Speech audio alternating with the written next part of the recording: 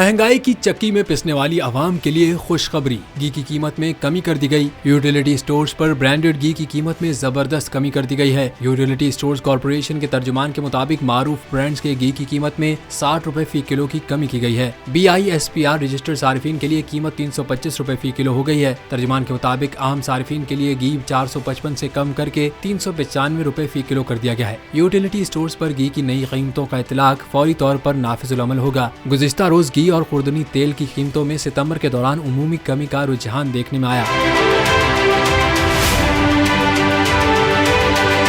Pakistan bureau बराए शुमारियात की जानिब से जारी माहाना रिपोर्ट के मुताबिक सितंबर के महीने में घी और खुर्दनी तेल की कीमतों में अगस्त के मुकाबले में कमी देखने में आई है। सितंबर में 5 किलो डालडा ऑयल की औसत कीमत 2,977.17 रुपए रिकॉर्ड की गई, जो अगस्त के मुकाबले में 2.06% कम है। इसी तरह एदादो शुमार के मुताबिक सितंबर में 1 किलो सरसों के तेल की औसत कीमत 525.18 रुपए रिकॉर्ड की गई, जो अगस्त में 529.01 रुपए थी।